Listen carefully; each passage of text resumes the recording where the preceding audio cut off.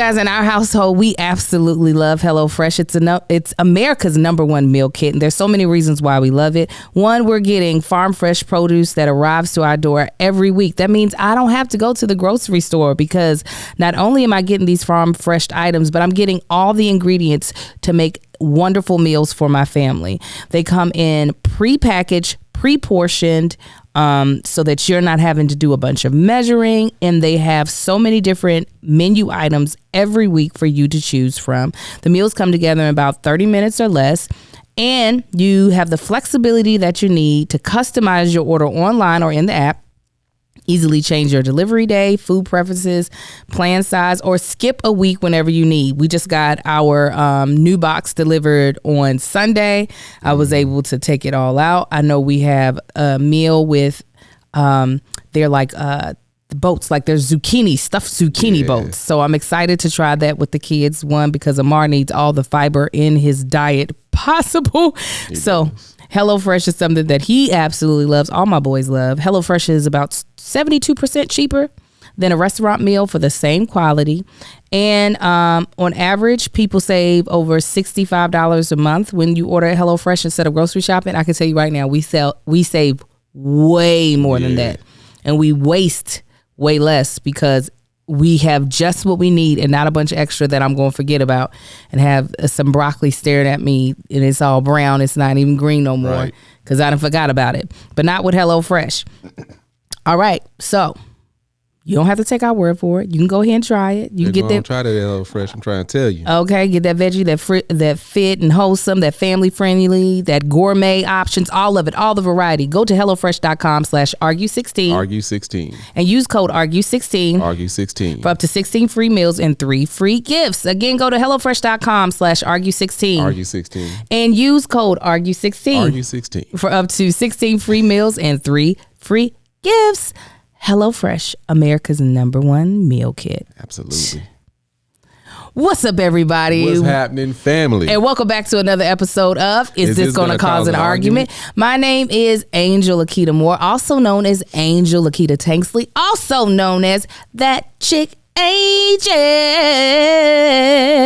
am the other host. And I am joined by my husband of almost 15 years. Marcus, aka the other Tank, host. AKA Tell him who you are, Tanksley, babe. AKA Marcus Anthony. If this Tanksley, is your first time watching it, is this going to cause an argument? CEO it is of a weekly podcast that I do with my husband. Tell him what it's about, Angel. And I'm going to tell you right now, we are so glad to be joined by our Patreon in the building. What's happening, Patreon?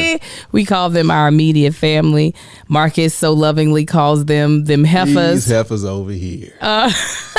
They join us weekly to see us argue, to see us struggle, to see us just really trying to make something happen, even though sometimes it don't. That big white sticker. If you're not watching this, you can watch this on YouTube at That Chick Angel TV. Marcus is looking at me because I hit a cup around. Controlling, okay? All these colors around here. You worried about a white sticker on my cup? Is that a problem for you? No, I'm just pointing out. Okay, thank you. That's fine. But yes, our Patreon, for the low of $5, they get to watch us film this live, as well as other events. Like we're doing an event with them this weekend. They're doing drinks with Marcus. Mm-hmm. He'll be doing a live with our Patreon. Live with him. Yeah, they have the what's it called? The influence to skew this podcast in any direction, because they have before. They have. If you see me glancing down, if you're watching it, you see me glancing down at my phone, I'm actually looking at them, commenting and talking about me. So yeah, again, you could go to www.patreon.com/thatchickangel. We also have some amazing sponsors today, which we already introduced you to one, but let me tell you about the rest. We have HelloFresh, Truebill, Third Love, Audible, and Four Sigmatic. I'll tell you more about them later on in the podcast, but when you support our sponsors, you are actually supporting us. So make sure you check them out and let them know we sent you. All right. Are you ready? Sure, why not? We're going to start this podcast off today with a Tanksley Pride story. Hey. So this is only our second time actually doing our podcast in this format where we're not in our house. We're actually in a set up studio. We actually have someone that's controlling the cameras. The studio we done spent some money and time on. Yes, we struggle, but we over here trying to bring up the production value. Yeah. So Tanksley Pride story. My baby child, Amar, first of all, Tanksley Pride, if this is your first time watching us, is our 4 boys. We have 4 boys. We have a 2-year-old, 7-year-old twins. 7. They just turned 7, and a 12-year-old young man. But my Tanksley Pride story has to do with the 2-year-old. He has had his 3rd code in a row. And when I say in a row, there's only been 2 days of not sick between each code. I don't know what is happening, and I don't know if it's from him being home for so long and now starting daycare, but I feel like whatever code is there for him to get, he finds. Nah, he's been in daycare. That usually happens like the first 2-3 weeks. He's been there long enough to phase out of this. Well, he hasn't. We literally, his very first code from daycare was right before Christmas break, which was fine because it was just like, well, you ain't going to school no way. Right. Then he got it right before we left for Disney World. Yeah. It's not going everywhere. Yeah, then he passed it on to me. It almost took me out. Then he got better. He got another code. Then he got better one more time. So that was like a week before this week. The Florida one never all the way left. See, I think it did, and then it was all the way gone for maybe a day and a half. That's what I'm saying. That's why I'm like, he just wasn't confident as much and doing all of that. But then it came back, and then it came back again yesterday with a vengeance. And I think he has asthma. I'm almost certain he does. Yeah. So I'm gonna have to take that boy in. So it's very frustrating because he's been sleeping in the bed with us for the past 2 nights. And he's very particular. He doesn't want sheets on him, but he also wants to sleep up under me. So it makes it hard for me to wear sheets. And then finally this morning, I had got up and went and laid on the couch. I ended up waking up because the kids were waking up for school. Amar woke up and was like, get back in this bed. Tapping the pillow like, hey, have a seat. I was like, can I live? He's like, no. And then to get him to go back to sleep, I had to lay on my back, have my stomach exposed, and him lay his head on my stomach. What's so annoying, and they've all done it, and I don't understand why. Anytime we've had one of our kids as a young child sleep in the bed, I always usually have to put the sheets between me and them. Like either I have to lay on top of the sheet or I put them on top of the sheet, because they all have the same exact thing where they like to put their feet in my butt crack. Because it's warm. And it pisses me off. It's because your butt crack is warm. I don't care what it is. I just be grabbing feet and throwing feet across the goddamn bed. Like, move your feet. So now I gotta make sure we separated by that sheet, so they can't do that. I think you're being a bad father by I can not be whatever allowing. you want. I can be the worst father if that's what it is. Start kicking them on the floor. Put your feet in that. My Tanksley Pride story is about our oldest. I'm so proud of this boy. He got accepted into the school that he wanted to go to.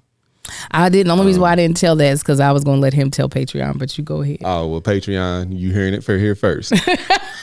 You're so horrible. He got accepted into the school. So, I mean, I'm extremely proud of him. Just in the interviews, the way they be interviewing these kids. And we've been there when they interview. Usually they interview them by themselves, but we've listened to the interviews. And Marcus shows absolutely no intimidation. He's not intimidated by these people asking him these questions. He don't always answer in the best way, but he's 12. Yeah. So, it's natural. And I think that's what they like about it. But he got accepted into that. And the other thing about him is he's changing a lot right now. Mm-hmm. He's truly going into teenager. Face is changing. Mm-hmm. He's getting a little hair around his little mustache area. It's pissing me off. His voice is getting deeper. He be talking to the twins like, Kyle, stop it. I'm like, first of all, you stop. You bring your voice up, little boy. You better bring that tone up. He is really. So he got accepted into 2 private schools. One which was our fallback, which we figured he would get accepted in because they said they accept most kids that are A and B students. Mm-hmm. He has a 3.8. But it was another school it's very academically rigorous. It was the one he wanted to go to because he already has a couple of friends there.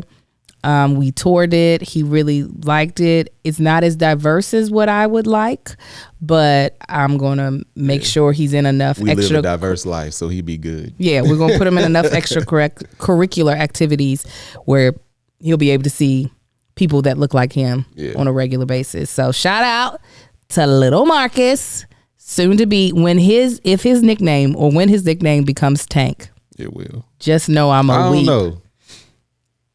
I'm a weep. At that school, I don't know. If he was around an extremely diverse school, it would definitely become. Because I was already Tanked in the middle school. Oh, really? Yeah. Well, for one, my sister influenced that because she was the older siblings kind of knew her, and then I was going to school with their siblings. Yeah, it hurts my heart, but it is what it is. So we're about to do a new segment. It's called Taking Sides. Taking Sides is basically where we pull something out of pop culture, and me and Marcus decide whose side we're on in this topic. So here recently, Tia and Tamera both shared videos of them dancing. If you don't know who Tia and Tamera Mowry are, they are icons in Hollywood. They're twin sisters who started acting very young, have been producers. They are influencers, TV hosts, winery owners, businesswomen. They are people that I feel like most people in the Black community appreciate and look up to. Well, anyways, they posted into videos at the same time. The vibe of their videos were pretty different. Tamera was dancing to this what song the Men in Black sample? Forget Me Not. Forget Me Nots, right? And she's giving her best mom dance. Snap, touch in her closet with her natural hair bouncing. Boom, boom, boom. Tia, on the other hand, came with I'm gonna do an outfit change. I'm gonna whip my hair. I'm gonna body roll. I'm gonna wear my short skirt, my heels. She's serving, right? She's got in her long extensions. And of course, Black Twitter didn't hesitate to come for Tamera and challenge her blackness, while others were calling for folks to stop comparing the twins and stop being bitter at Tamera marrying a white male. So Tamera is married to a white guy who used to be a news correspondent. I do believe he's pretty conservative. And Tia married a Black guy named Corey. They both have 2 kids. So a lot of Black folk assume that they, associate more or can identify more with Tia because of her being married to a Black man and them feeling as though she's tapped more into her Blackness. Okay, and which one was that? That's the one that was whipping her hair and had on the skirt and was body rolling. Okay. First of all, Twitter, Black Twitter, yellow Twitter, whatever Twitter you want to call it, is trash. Shut the site down. It's trash. It's like worse than the YouTube comment section. It's like it took that and said, "Hold my beer, let me trash even more." So she had rhythm. She was dancing. Like I could see if she was off beat, and she looked like a mom. Anybody on her comment, ask your old ass mama to start dancing and see what she looked like. Well, the thing is that I identify a lot with Tamera. I think people like to drag her mostly because of her husband and some comments he's made in the past.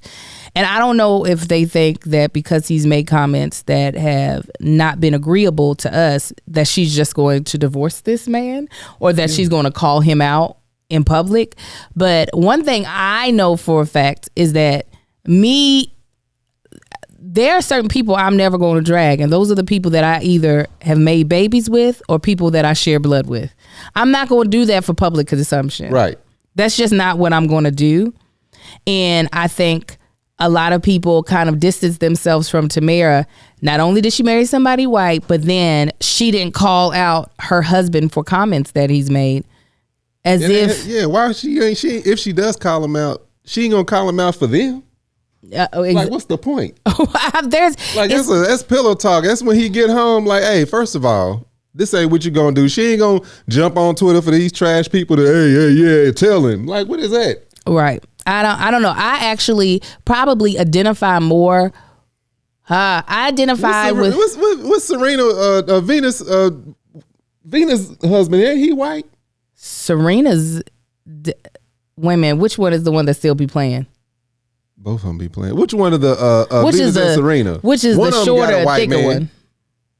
I think they both Serena. date. I think they both date. Serena got a white dude. I think they both date white dudes. Yeah, Serena, the thick one. It's not just that she dates a white dude. That's not. I'm not saying it's just that. I think it's the compilation of, or the combination of him being a news anchor and stuff he done said in the past, and the way she act. Yeah, I think that now anything she do is going to be. I know so many. Because I feel like I know black families that act, what y'all want to say, white. They both black. I feel like they actually act pretty much similar. It's just one likes to dress up. Yeah, that's what it really comes down to. Like she's taking care of kids and dropping kids off at daycare and coming home to relax. Like. Shut up, Twitter. That's all I got to say. It's just, oh my God. Every time something negative come up, it's like, well, you know, on Black Twitter or Twitter. I love both of them. This is the last thing I'll say. I honestly look up to these two women, even though they're only like a year older than me. They are two women that have done everything in this industry that I've wanted to do. They've been hosts of, or at least Tamara has been the host of a talk show, award-winning talk show for years. They are both influencers. Specifically Tia, she really is still in the whole influencer world. She even has a YouTube channel where she actually produces content for. It's not just randomly I'm going to put up stuff. She's also the lead of a multicam television show. They're mothers, they're wives. They are black women. I know they're biracial, but they still that's what Alex on here said. Did people forgetting that their father is white? He's definitely very white. Y'all shut up. Leaving people alone. So anyways, I don't have anything negative to say about any of them. I love them both. And I think sometimes people just be petty. Is what it really boils down to, is that people just be petty as all get out. Back to your trash life. Quit trying to drag people down on Twitter. Let me tell you what else is petty. When you be signing up for these free trials and you forget that you did and that they've been charging you for a whole year and they just taking your money. This is why I am so happy for our next sponsor, Truebill. Oh my goodness. I was getting stuff shipped to the house on the regular. Oh my God. Because he forgot he had a subscription. Month. I'm like, I'll be sitting here be like, man, it just got delivered. I need to cancel it. Listen, he didn't even know. He thought it was fraudulent activity on his account, and it was a subscription he didn't even realize he signed up for, and that he.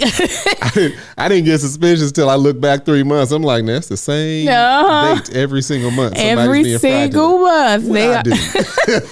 So I mean, how many free trial subscriptions end up costing you hundreds, if not thousands of dollars, long after forgetting to cancel them? Well, it's time to fight back against scammy subscriptions with Truebill. Truebill is a new app that helps you identify and stop paying for subscriptions you don't need, want, or simply forgot about. On average, people save up to $720 a year with Truebill. And because companies make subscriptions hard to cancel, Truebill makes it incredibly simple. Just link your account and Truebill will cancel your unwanted subscriptions in one tap. And your Truebill concierge is there when you need them to cancel unwanted subscriptions, so you don't have to. I'm gonna tell you right now, it is an amazing thing to do, because there are so many things that I have signed up for, especially as an influencer. When I'm trying to try different products before I give my opinion, I sometimes forget. Okay, I tried it, I have my opinion, I no longer need this. And so I'm over here spending money galore, well over what I was paid to even try it out. But also as a regular day woman and mom, like there are different educational apps and stuff that I've like tried out for the free trial for my kids that I completely forget about. Then I'm just like, why do I still have this? I've been charged $5.99 every month for the past 3 years. It is time to get rid of it. And Truebill makes it so easy. Truebill has over 2 million users and has helped save money for over 1 million people. Like Jennifer. 1 million? Oh, excuse me. I said that all wrong. Let me try that again. Truebill has over 2 million users and has helped save them over 100 million. 100 million. I did it too small. It's 100 million. Yeah.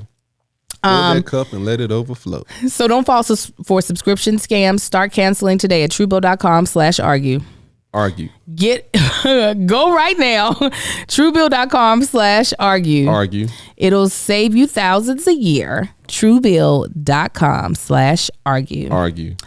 Oh, I okay. accidentally deleted Victoria's comment by accident. I touched the phone. Oh, Tapped it twice. Sorry, Victoria. No, she be okay. She know you love her.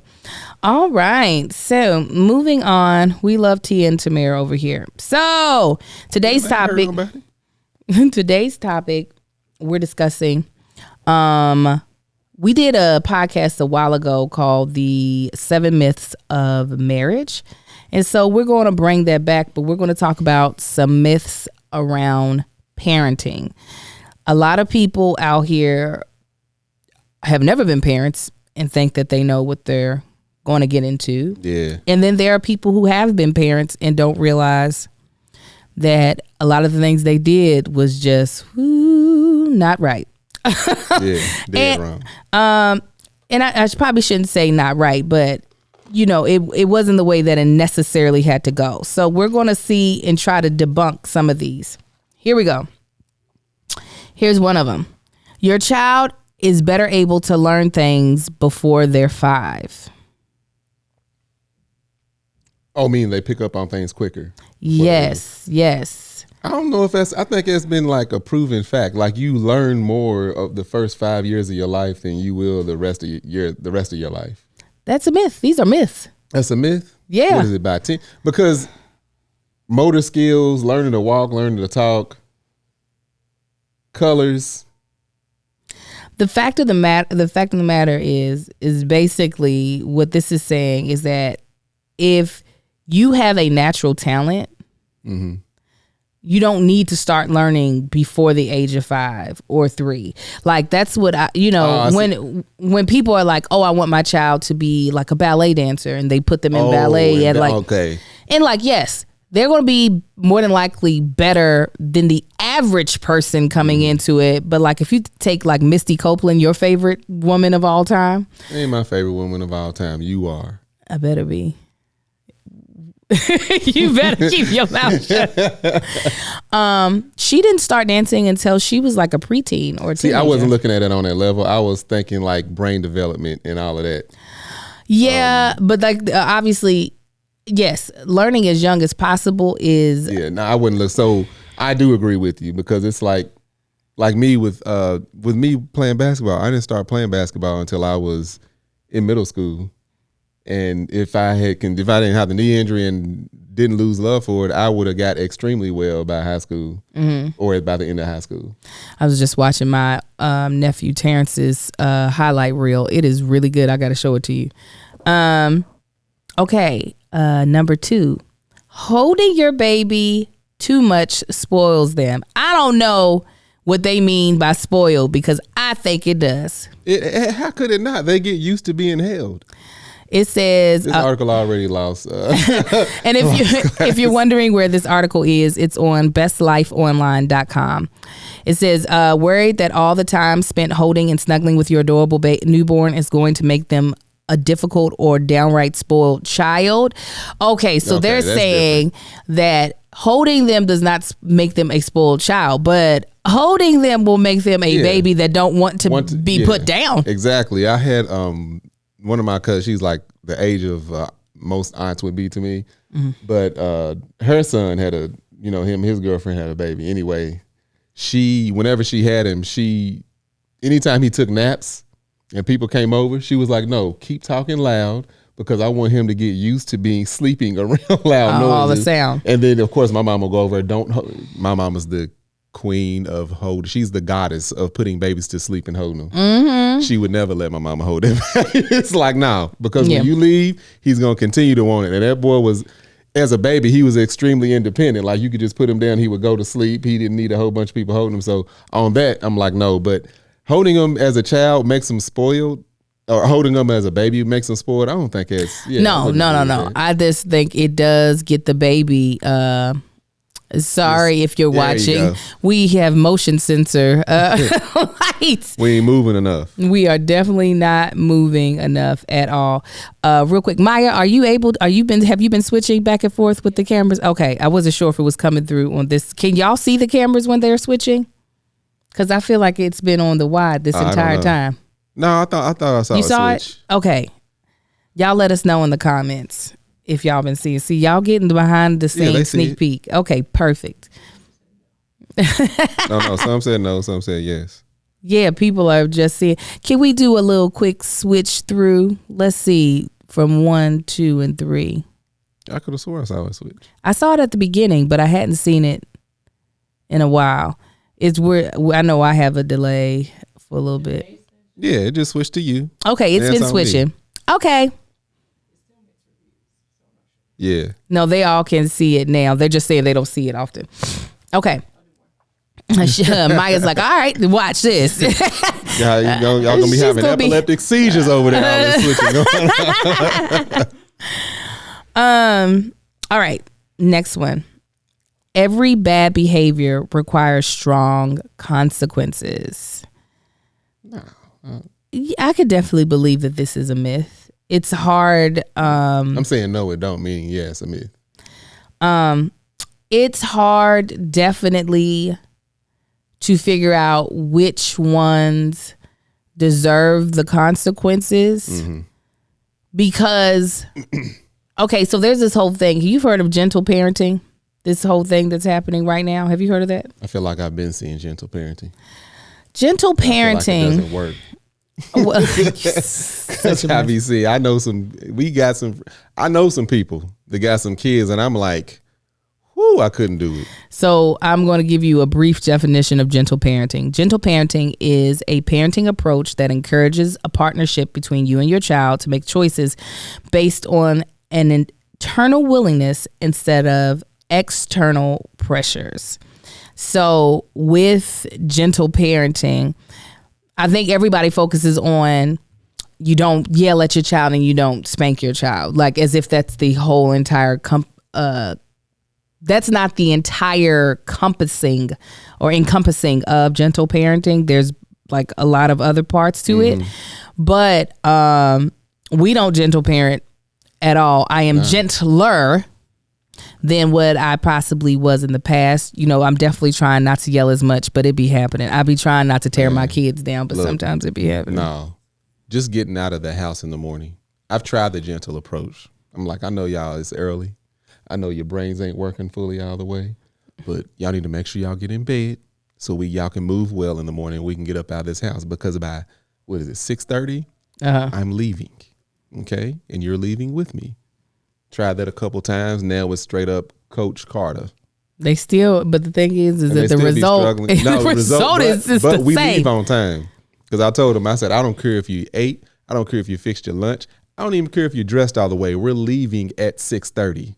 I give you a warning at 6:15 after I wake you up. If you ain't starting to go downstairs by 6:10, you're probably already messed up. But by 6:28, I go downstairs. 6:29, I'm opening the door. Y'all better get in there now. Because he ain't got his Invisalign today. I know. I heard. I meant to bring it with me today so I could take it to school. No, I was going to look for it and then bring it to school. I said, did you check upstairs? Oh, I didn't go upstairs. Look one more time. Come on, get in the truck. I heard you yelling at him. Your teeth just going to be busted today. I'm sorry.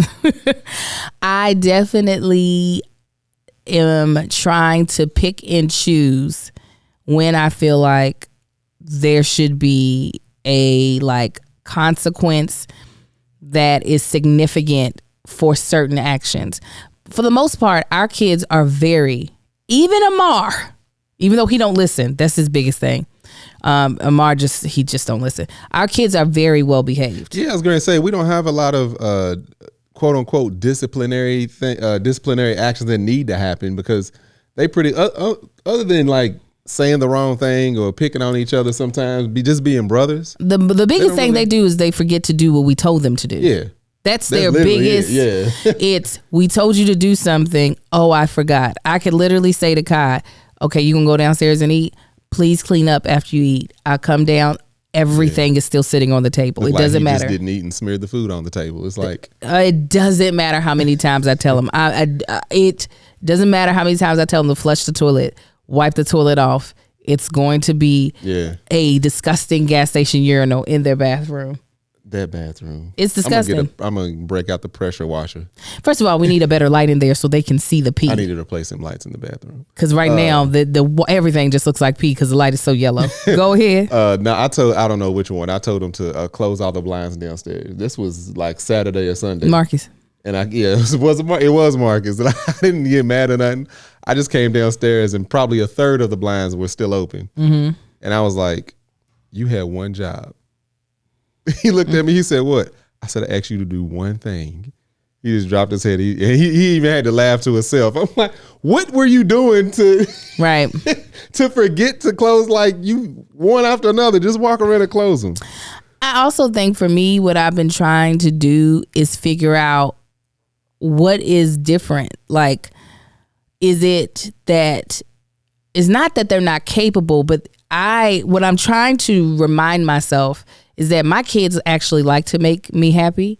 So for them to do stuff that doesn't make me happy, it's either that they just don't have that skill set built up yet that will cause them to do the thing that I need them to do or that they agreed to do.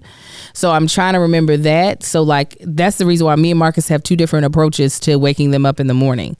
I personally am with the twins for a nice chunk of them getting ready. And then I go back in there to encourage them to speed up some more. Because I like them downstairs by 6 a.m. versus 6:15. Because I want them to have a full 30 minutes downstairs for breakfast and lunch. Because they have shown me time and time again, they don't have time management as a skill set yet to know that they're spending too much time just standing in the mirror doing nothing. Learn it. That's Marcus. Just figure it out on your own. Yeah, on your own. So anyways, I do agree that not every punishment has to be some severe consequence for bad behavior. No. I don't. Yeah, even my approach to like them getting ready, because it first started when Angel was on tour, and that's how I did it. I was like, I'm gonna let y'all know then. So when she came and she was like following them around, and then I'm like, what are you? It was new to me. I'm like, they know how to get ready. They've been doing it for weeks now. Listen. But I guess that's the difference between mom's approach, daddy's approach. Yeah. Yeah, absolutely. Okay, next.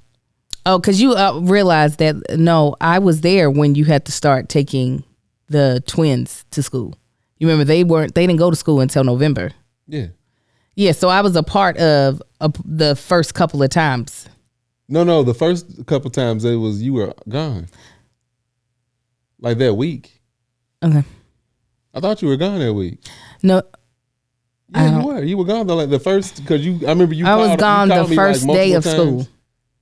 Their first day of in-person school. I was back on that Tuesday. Okay. Well, that's how it went. Anyways, easy babies turn into difficult children. Oh, we know that's a myth. That's a myth. Y'all seen Marcus? That boy been easy all his life. Yeah, the only way he can go now is he start getting arrested or something. No, that ain't happening. That ain't happening. Knock on wood. Jesus ain't gonna let it happen. I already know. Okay. Me? That was easy. I was easy too.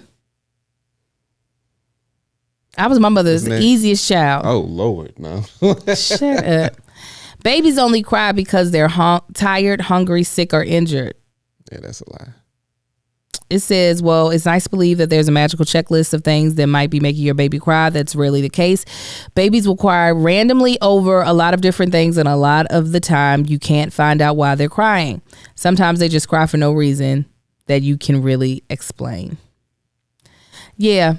The twins? What you mean? Even Marcus, he would cry. None of the kids really cried a lot with me. Yeah, I knew why they were crying. It was because she wasn't around.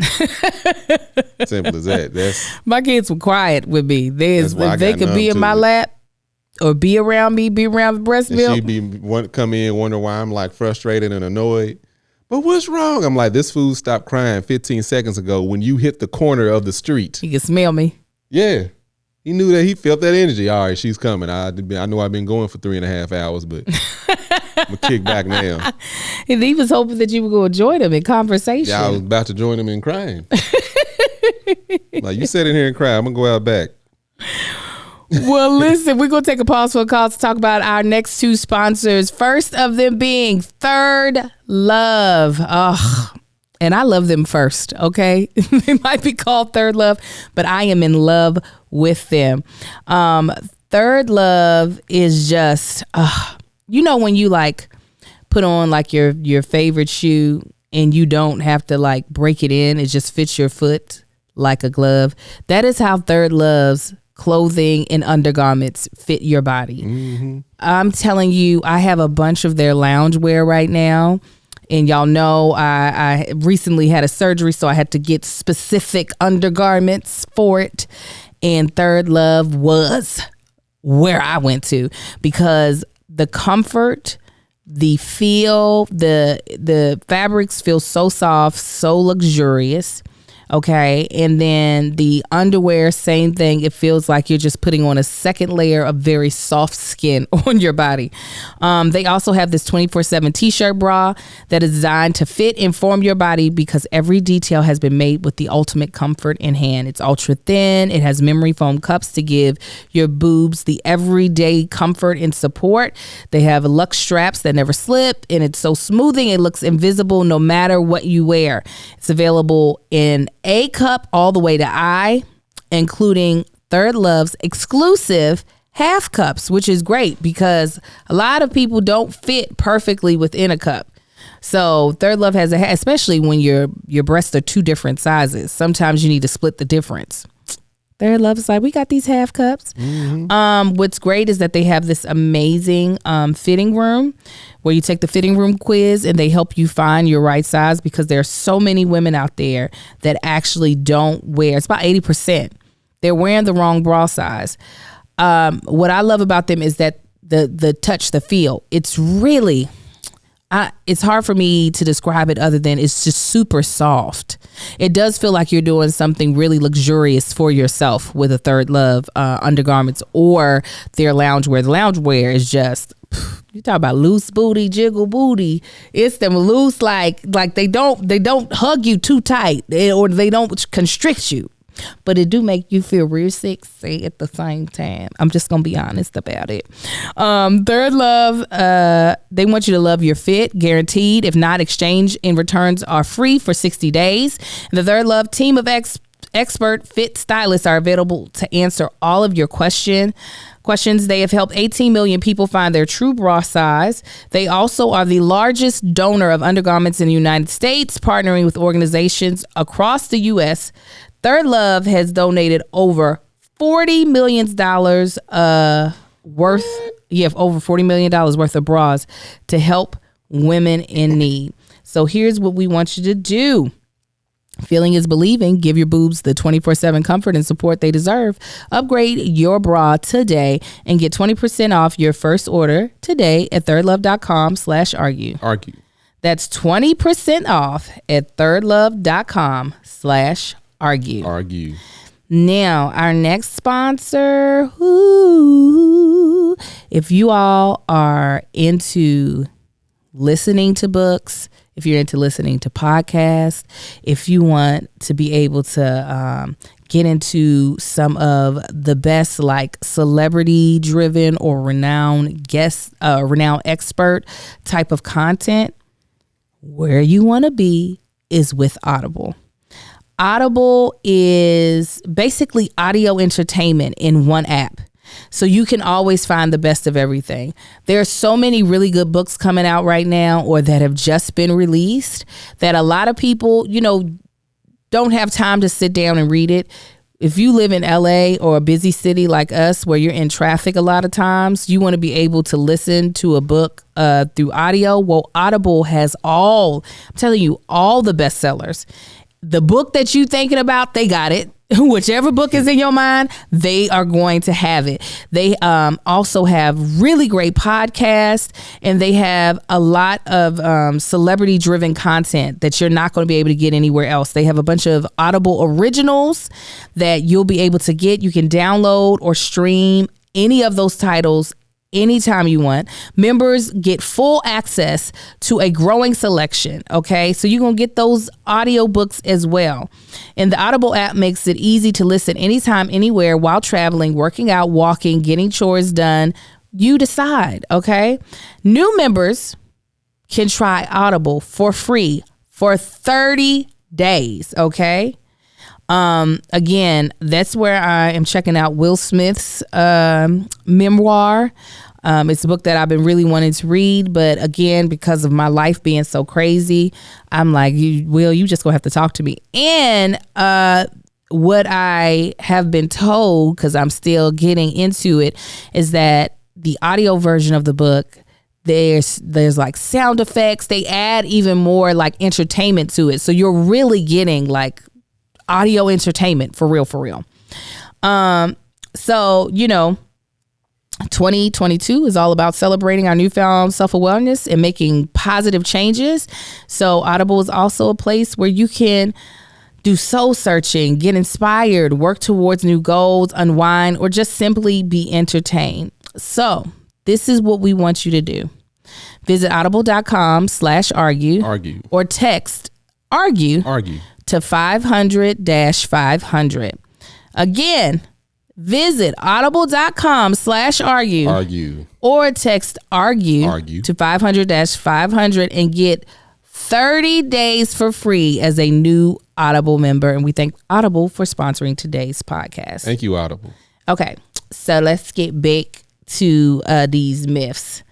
The fact that you were like, of course they learn more at 5. I think a lot of people probably thought that before the age of 5. The first myth. Well, I told you why I thought that, because I thought they were talking about like developing and like you learn the balance and all of that stuff. Yeah. Learning to play the piano don't compare to learning to walk. I mean, guess not. Okay, so number 7, your instincts are always reliable when it comes to your children. No. That's just stupid to think that. That was why we knew, like, anytime we would go home to visit family, and we had like when all of our kids was at their baby stage, especially little Marcus, anybody's mother that I knew could watch my kids. Because I know you're doing better than me, and you've been here before. You know what you're doing. We still guessing at it. Nope. I trust myself more than anybody else when it comes to my kids. No, I would definitely trust myself. But if it was like a friend's mama, I'm like, yeah, go ahead. You. I do trust my instincts a lot when it comes to kids. To my kids, let me be very specific. Yeah. To my children. So I don't know. I don't know. It's not that you can't be wrong, but I don't always put expert advice over my instincts. The whole SIDS thing, the crib, that's all. That to me, that's always BS, because every 6 months they change whether your baby should be on its back, whether it should be on its stomach, on its side. It's all about the data coming in. So if there's a uptick in babies passing away, unfortunately, in a certain position, they're going to change the recommendation again. But there's a lot of factors that are not disclosed with that decision. Yeah, but you got people like die hard believe, no, you got to lay him on your back. To me, in my opinion, laying a baby on his back is probably one of the worst things you can do. Well, yeah, none of my kids were back sleepers, so if they throw up and drowned on it, then that's a problem. Yeah, no, none of my kids were back sleepers. And they say they could suffocate if they on their stomach. The one article I read, like they could suffocate if they on their stomach, but from the time a baby is born, it will fight to breathe. So if it can't breathe, it's going to turn its head. Well, a lot of things changed as more babies became formula fed. That formula be, hey. So it's like a lot of, meaning it's not one size fits all. No, it's definitely so if you possibly have a formula fed baby, it might be better for them to sleep in this position or that position. If your baby was a preemie, it might be better for them to sleep in this position versus that position. But instead of giving all these little specific little boop, boop, boop, it's like one blanket thing of this is the safest for most kids. And what's bad is they don't disclose any of that. And then you got, especially new parents who even experienced parents, they'll read the headline of the article and just go with that. Yeah. So that's a big reason why I'm like, let me check with myself real quick and see how I feel about that. Being too loving towards your children will make them codependent. I definitely know that is a lie. Yeah, it's a lie. And where I have to push myself to do it more is with because I have boys. Excuse me. And a lot of people, people bring up, oh, they a mama's boy or whatever. Like, nobody really says that about my kids, but I think a lot of times that's what people worry about with boys is, oh, they gotta be tough. Oh, they gonna be a mama's boy. I am not prescribing to any of that. Subscribing, excuse me, to any of that. BS. I was a mama's boy. Now, Marcus is hard enough on them that I could be as soft as I wanted to be. I ain't hard on him. Marcus is hard enough on them. I ain't hard on him. You not as hard as some dads are, but you are hard on your kids. How am I hard on them? You just talked about how you be yelling at them in the morning. If they ain't ready, it works because I don't have to yell as much. Every now and then, probably like once every 3 weeks. Once every 3 weeks, what? I'll have to like lay down the hammer. Like, what are y'all doing? Okay, tell me what the hammer is compared to what I usually hear in the morning. Me yelling, saying, "Get your ass in the truck right now."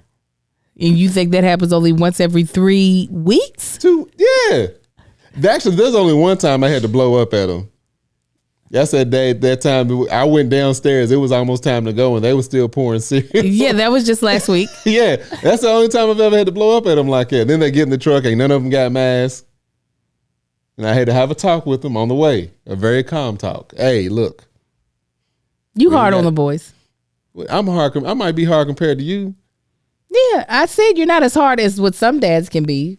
What's some dads? Joe Jackson? Like, what you comparing me to? No, I know that there are dads that are way harder on their sons, but you are not hard is what I'm saying. I give them a stern hand to rely on. My kids are afraid of their father, but also at the same time, they love to joke with their dad. Yeah, they respect me. They're not afraid of me. You don't think your babies are afraid? No. I think they are. Okay, you can. Because I can use you as a threat. That's how I know. That's how I know my parenting style works when hers don't.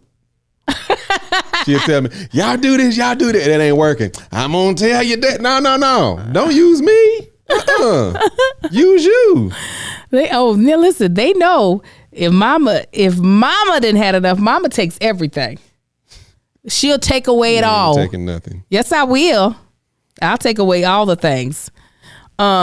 Okay, next one is giving a baby solids earlier will make them sleep better. Come on. This is something that has had a hold on the black community.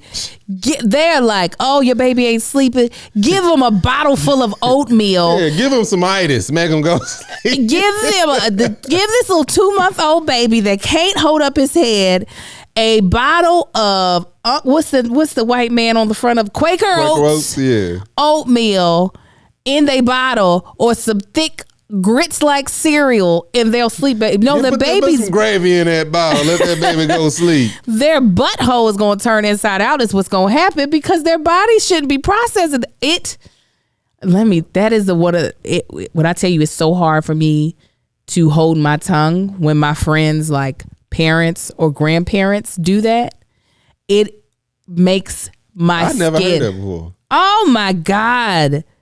They do it all the time. They give them like something more thick and solid. More thick, more solid to make them sleep longer. That's awful. They're like, oh, you need them to horrible. sleep. You need to sleep. If the baby's waking up, apparently the baby needs to be awake right now. If that's the case. Yeah. Listen, I'm not going to say whose daddy, but somebody's daddy used to put sugar in their grandchild's bottle. Ridiculous. To help them pass the milk better. Ridiculous. Sugar. I was like, this is why I will only be breastfeeding because then I don't have to worry about. But there's so many And then somebody says it's not just in the black community. It might be in others. We ain't worry about them. I can only speak to the community that I have grown up in. And in the community that I have grown up in, is there are a lot of like, I don't want to call them old wives' tale, but there are things that we grew up, or our forefathers, ancestors grew up doing for the sake of I don't know if it was survival. They were guessing that we now know is not right. Yeah, don't be doing that. Now what you gotta do is boil some water and put an onion in the water, and then put an empty pot beside it, and that'll clear up the baby's nose. What? Oh my goodness. I don't know. I don't know why it happens, but folk will do it. So let's do another one before I go to our next sponsor. Kids should always be rewarded for good behavior. Now, I ain't never believed it, and I don't do it. I do reward my kids, but not for every little thing. Here's me. You supposed to be behaving good.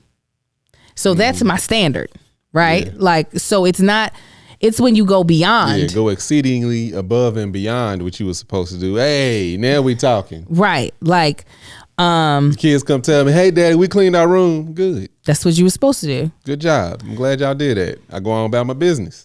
When little Marcus got I throw at him, it shouldn't have been dirty.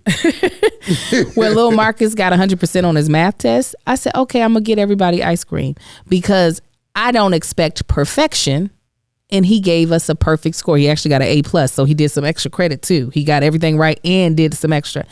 That's perfection. Don't expect it. So when you go the extra mile, I then reward you. But there was a time specific, I'll give a specific example. We'll do the last ad and then you can continue on with it. This was when he was in elementary school. They were passing notes back and forth on the bus. It was him and a boy he was sitting with, and then two girls behind him. The letters start to get mean, and the boy started writing mean stuff to the girls, and to the point that it got to the boy writing a threat on there, right? Now, Marcus is saying, you need to stop saying this stuff, right? He even wrote on the paper, this isn't nice, don't say it. Well, certain threats are taken very seriously in LAUSD, especially if it's a black boy that had said it, and it was. But so they called the police on these elementary school kids because it was written down and they actually had it. So the police had to come and talk to the four kids, the two girls and my son and this other boy, right? And so obviously because the police had to come and talk to my kid, I get a call from the school, because obviously if that would have happened and I not knew about it, all hell would have broke loose. The principal called me and she was just like, Angel, first of all, I want you to know your child is safe. That's how she used to always call. I want you to know your child is safe. I'm like, okay. And she told me what happened, and she was just like, but I want you to know that Marcus handled the situation perfectly by standing up to the person that was writing the mean notes and letting them know they weren't supposed to do that. And she was like, you should really reward him with ice cream. And I was like, no, that's what he's supposed to do. You don't sit there and let somebody not in your proximity that, and you know both people, and that person just do some cash crazy stuff. No, he doesn't get rewarded for that. I'm going to remind him, you did a good job. Yeah, we're proud of you for doing that. But because it's easy to step into the crowd and want to be a part of the crowd of, yeah, they doing it, I'm doing it too. So yeah, we let them know about that. But I'm like, because had it went any other way, you didn't get no mountain bike. I'd have been like, wait a minute, you shared it on? What did you do? You didn't say nothing? Yeah. So, anyways, before we move on and Marcus gives his 2 cents, we want to tell you about our next sponsor, and that is Four Sigmatic. Okay, so Four Sigmatic is a wellness company that is best known for its delicious mushroom coffee. So Marcus and I, we aren't the we aren't coffee drinkers, but we have a lot of coffee drinkers in our life. So we were like, oh, we want y'all to give it a try, because a lot of times when we have people come in to visit us, they look for coffee in our house. We never have any. We never have any coffee. So we were like, oh, perfect. We're going to give the Four Sigmatic mushroom coffee a try. And when I tell you, they have absolutely loved it. When they come to visit, they start their day off with it. It smells amazing. They've been able to get like an uptick in productivity, even though they're like, now I want to listen. It was so funny. We had a couple come out to visit us. They had some coffee. They helped clean that house. I was like, I don't know if it's the coffee that did it, but I will make y'all some more coffee. They helped us build an entertainment center. Yeah. I was like, yes, this is what I need. It's also really easy on the gut, and it doesn't give you that jittery feeling or that midday crash.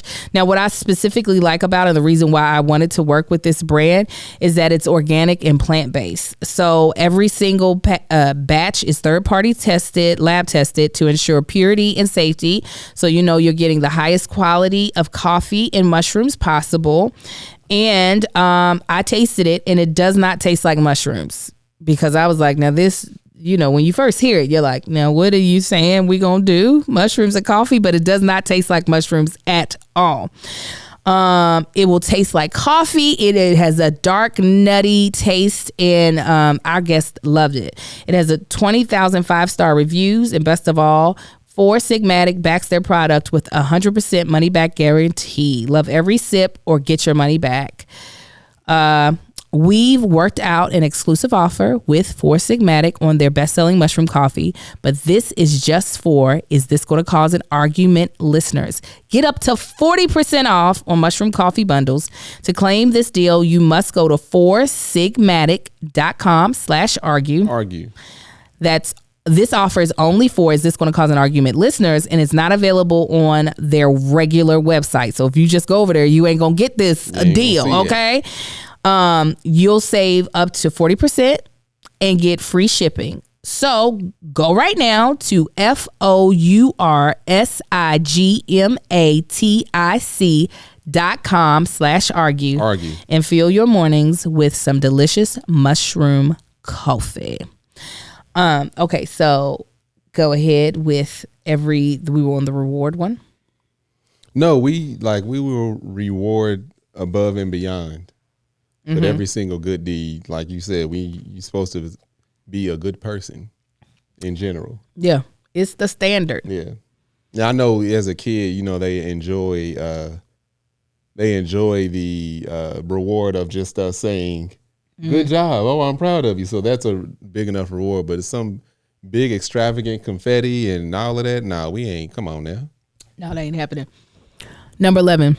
Sleep training will come naturally when your child is ready for it. Who said that ever? I'm gonna tell you who debunks that on a regular basis. His name is Amar Angel Anthony Tanksley. He's ridiculous. He lets us lay him in the bed. He waits until we get downstairs. He listens for us to sit down on the couch, get good and comfortable, and then he begins to yell, "Mommy, mommy," and we'll do it for an hour. Yeah, if we let him. You will. He is almost 3. None of our kids did this. None of them. Marcus, you would ask him, "You sleepy?" "Yeah, I'm sleepy."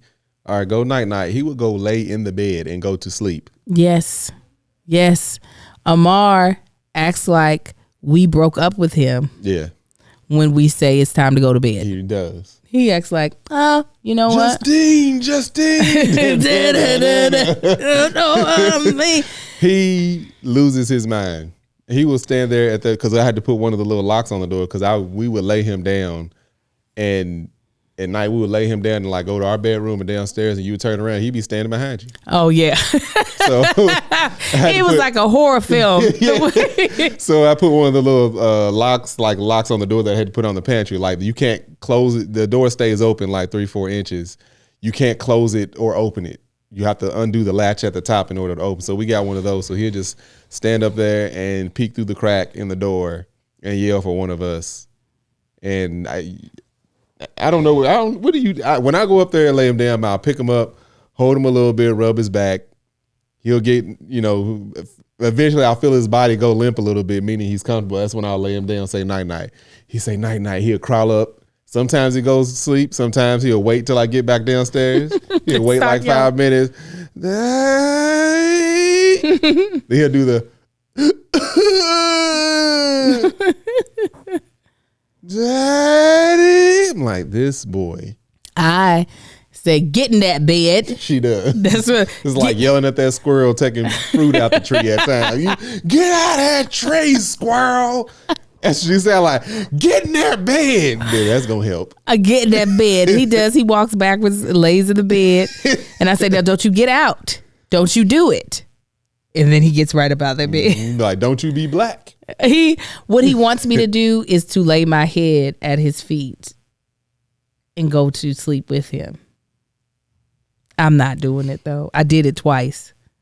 I'm not doing it no more. He'll start that, and Angel be like, are you going to go put him in bed? I'm like, no, I need him to cry himself tired first. He usually cries himself a poop. Yeah. And after that poop, he does it. I ain't never had no fight after that poop. After that good poop and that diaper change, yeah. He's like, oh, all right. Put him in, but he fall asleep like Angel. You putting him there before his head hit the pillow.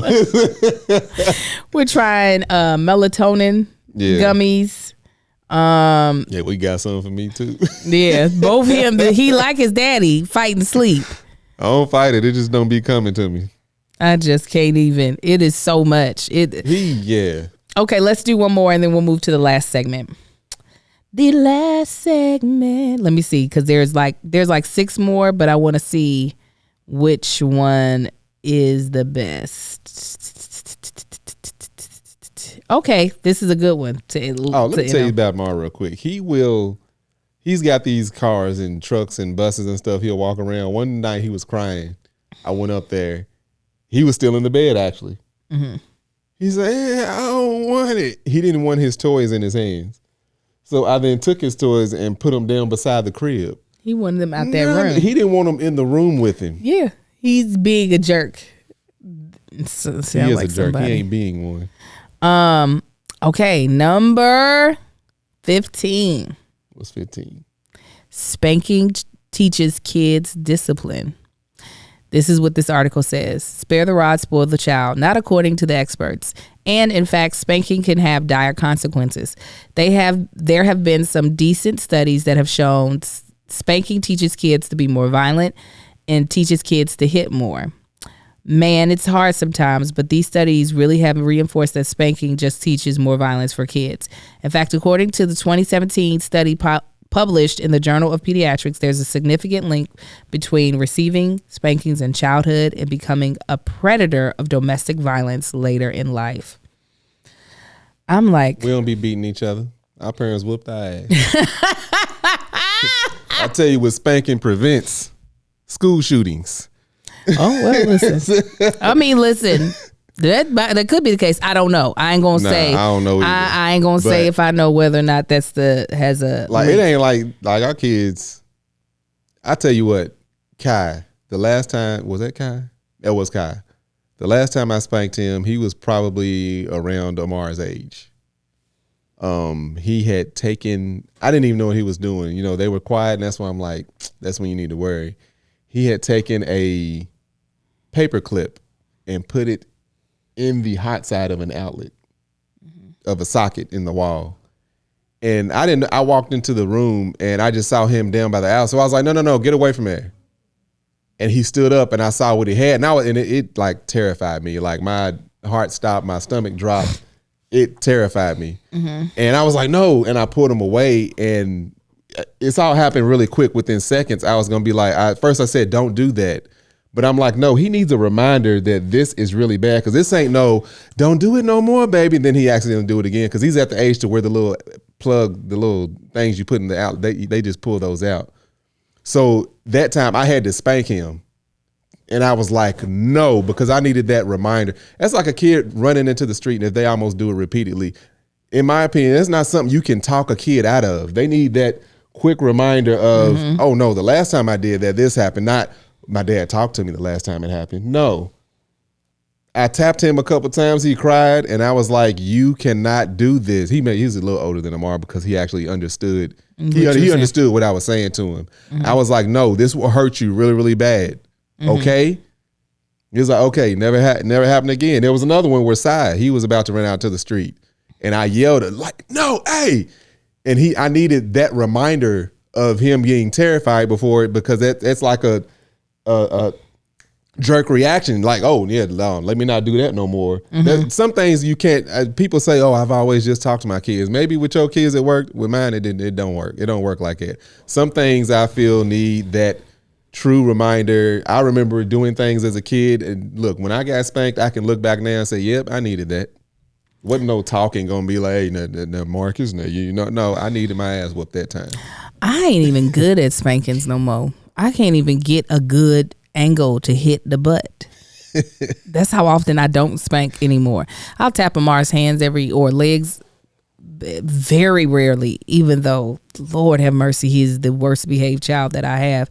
But I also know that for me, when I did spank my kids, and this is not to justify it for anybody, I feel very justified in how I raise my kids, regardless of how someone chooses to raise theirs. It is as a behavior modification is how I've used it. I don't spank my kids out of anger. Right. I think one time I did. It is truly a behavior modification. And the reason why I don't spank Amar is because or often at all, can tell he's not going to change what he did. He's going to do it again. He's made up in his mind. So it's more so I just have to either remove the situation. For instance, my husband doesn't want Amar eating chips anywhere but the table. Yeah, he wants to walk around the house and eat chips. And so Marcus, I just take the chips from him. Because Marcus could spank his hand. Yeah, he's still going to get chips and walk around the house with the chips. Unless I sit at the table with him, then he will sit and eat the chips at the table. But his behavior is not going to be modified because of a spanking. Yeah. Go ahead. The only thing I have spanked Amar for, and he's done it once, and he hasn't done it since, is he had an attitude, crying and stuff. And this is after he started daycare. He started this whole, I'm going to pout. And I was trying to address him, and he kicked at me. No. Then he got real quiet. Then cried after that, because he needed to know, I don't care how old you are. You ain't about to disrespect your daddy. You knew what you were doing. You were kicking at me. I ain't about to do that. I ain't the one. And that was the one time. And that wasn't going to be no, don't do that, Amar. That's wrong. And I ain't going to wait till he's 5 or 6 years old to correct him. He going to know that right now. Yeah. Yeah. It's been a long time since I handed out a spanking. It has been a very long time. But again, my kids are extremely well behaved. So usually a talking to is enough. They're like, okay, got it, clocked in. Talking to will fix things. But I don't feel like, they're definitely not beyond, or we're not the type of parents who's like, no, spankings aren't needed. If it's needed, it's needed. And if I did think my kids were becoming more aggressive or more violent towards other people or themselves, I would obviously curtail that and be like, let me change it. If I felt like my husband was over here beating me, I'd be like, see, your daddy used to whoop you. That's why you're hitting me. I feel like my issue is not the spanking. My issue is the yelling. I have to get that under control. I do. Angel. I've got to get it under control. It's sometimes I'm like, them kids ain't paying her no attention. No, sometimes they are. I could tell when I didn't hit a chord with Kai, and I could tell he feels like I could tell when he feels diminished. And I'm like, okay, I got to figure out how not to do that, because I can see it. You came home the other day, and I don't know what I think he had knocked over a drink. Oh my God, and spilled it everywhere. Amar was like, "Mommy," I said, "Yeah, she's down there yelling again." Oh, I was so mad, because when they be doing that, then they sit there and just look. I'm like, just clean it up. Especially, we just be mopping the floor, and they just get it so nasty. That's when the most yelling comes in, is right after we completely clean everything. I make them clean. I say, y'all clean up y'all's mess. Y'all clean up the floor, and then I'll go behind them and make sure it's actually like really clean. Right now, I make them clean just so they know you need to keep things clean, but I usually go behind them and clean. So after, especially the kitchen, after it looks real nice and clean, and they go down there and do some stupid stuff like drop food on the floor or spill something and then walk away from it, that's when I get to yell. Oh my God, it's just okay. So, you all let us know if you agree with any of these myths, or if you like, I don't know whoever wrote this article, but they talking some mess right here because this is true. I feel like they done talk some mess. Let us know in the comments if you're watching this on YouTube. We're going to end with our very last segment, and it's called 10 out of 10 recommend. Where we will recommend either a product, show, movie, book, podcast that we would highly recommend. What my 10 out of 10 is going to be is Bel-Air. It's been out for a while. It's on Peacock, so we're actually slow to the game because it's I think all of the episodes are out by now. Because we just watching it and going to the next episode. We ain't even got to wait till next week. We ain't even got to wait. Bel-Air is a reimagined version of the Fresh Prince of Bel-Air, except for it's a drama, which I absolutely love. They have definitely taken some liberties on the personalities of certain characters. I know some people are very agitated that they didn't stick closer to the wholesomeness of the sitcom, but it's not a sitcom. It's a drama full of black people, wealthy black family, affluent black family, mixed with, a cousin who's come in from a dangerous city. West Philadelphia, born and raised on the playground is where he spent most of his days. Yes, he did.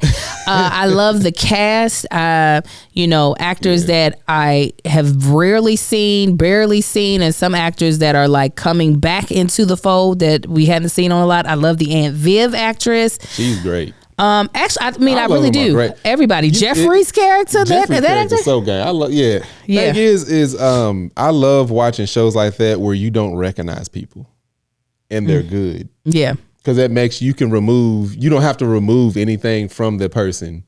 Mm-hmm. You know what I'm saying? It's like if you watching something where it's like, oh, so and so's in this, or it's got like a big cast. It's like it's easy to it. Sometimes for me, it's a little harder to see past all the other stuff, and it's just like, all right, let me just get into what this project is. Mm-hmm. That's what I enjoy, because everybody's a really good actor out there. Do you have a 10 out of 10 recommend? 10 out of 10. You know what I'm gonna say. I watch it every time I'm making man shit. If I ain't got nothing to do, it's just on. It came out late last year. Oh my God, he has watched it so many times. Look, I'm a Western fan. I like a good Western. I ain't just gonna sit there and watch just any Western. Like I'm a Tombstone. I'm a good Western person. I like me a good Western, but The Harder They Fall on Netflix. Mm-hmm. Oh my God, I love that movie so much. It's such a good movie. Yeah. It's such a good movie. One of my friends, he's white. He said, if this is what black Westerns are, we need a lot more of them. I was like, yeah, I know. Who you telling? I love that movie so much. I know most of y'all probably seen it if you didn't watch it because it was a Western. I've seen it more than that. I don't know. If you haven't, check that out. It's such a good show. Such a good movie. I love it. So you too can comment below. I want to be in a Western. You're going to have to cut that beard. I'll cut it. They had beards in Westerns. What you talking about? It didn't look pretty like this. All right, I'll cut it. All right, guys, thank y'all so much for watching this episode of Is This Going to Cause an Argument? Please, again, check out our sponsors, HelloFresh, Truebill, Third Love, Audible, and Four Sigmatic. Use our promo codes, our links, so they know that we sent you there. Also, again, a big shout out to our Patreon who have been with us this entire time. You can join our Patreon for $5 a month, or you can pay for the whole year and get a month free at www.patreon.com/thatchickangel. You can follow Marcus at Marcus ain't on the gram. Marcus ain't on the book. Tank don't talk. Tank don't be talking. I know all you got to do is take your reels and post them. Yeah, put them over there. Jesus. You can follow me at That Chick Angel across all platforms. That Chick Angel TV on YouTube. We also have Tanksley TV on YouTube. You can also go over to Twitter and follow me at Angel the Actress. I had two videos go viral in 1 week. Mm-hmm.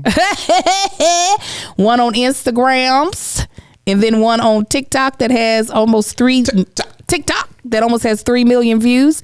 So go on ahead, check it out. Yeah, Tanksley TV, I started putting up. I got up 3 car reviews so far, but we got more stuff. We got sketches and everything coming over there. All right. So until next week, y'all be blessed, and we'll holler at y'all later. Y'all have a good one, fam. Bye.